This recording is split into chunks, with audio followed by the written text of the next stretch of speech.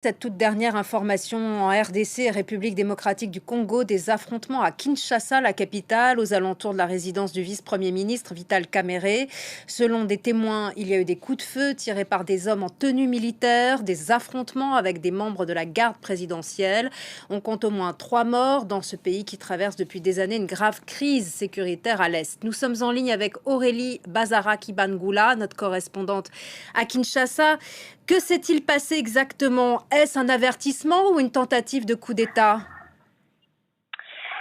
Alors pour l'instant, c'est difficile de le dire. Les autorités viennent tout juste de communiquer. On est quand même plusieurs heures après cette attaque. Il est 11 heures à Kinshasa.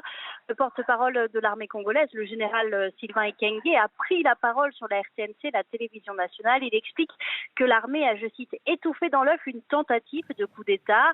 En lingala, il dit que ce sont, je cite, les ennemis de la nation qui ont fait une tentative de coup d'État. Il ajoute que ce sont des étrangers et des Congolais qui sont impliqués et que la situation est maintenant sous contrôle. Alors une information que confirme le ministre de l'Intérieur, Peter Kazadi, qui s'est exprimé dans une publication sur le réseau X. Il écrit que les forces de défense et de sécurité ont rétabli l'ordre. Donc la situation est désormais sous contrôle du pouvoir congolais?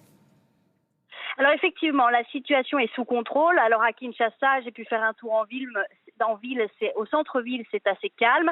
On observe tout de même une forte présence militaire. Plusieurs endroits stratégiques sont quadrillés. Alors il faut rappeler qu'au petit matin, des hommes lourdement armés ont attaqué la résidence de Vital Kamerhe, située au centre-ville.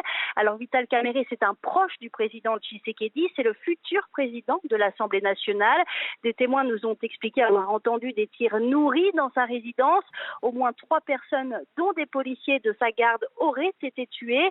Alors le bilan est encore incertain. Les autorités n'ont pas encore donné de bilan. Selon une source sécuritaire, ces hommes armés auraient ensuite occupé brièvement une partie du palais de la nation au centre-ville. Alors c'est l'une des présidences congolaises. Le président Tshisekedi ne s'y trouvait pas. Il réside à la cité de l'Union africaine, un peu plus loin. Alors ces hommes armés, sur des vidéos qui circulent sur les réseaux sociaux, affirment, je cite, être fatigués de la souffrance. Ils portaient des tenues militaires et brandissent le drapeau vert du Zaïre.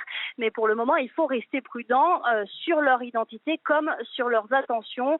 Mais ce que l'on peut dire, c'est que maintenant la situation est calme. On attend un petit peu plus d'informations de la part des autorités dans les heures qui viennent. Merci beaucoup Aurélie Bazara-Kibangula pour toutes vos précisions.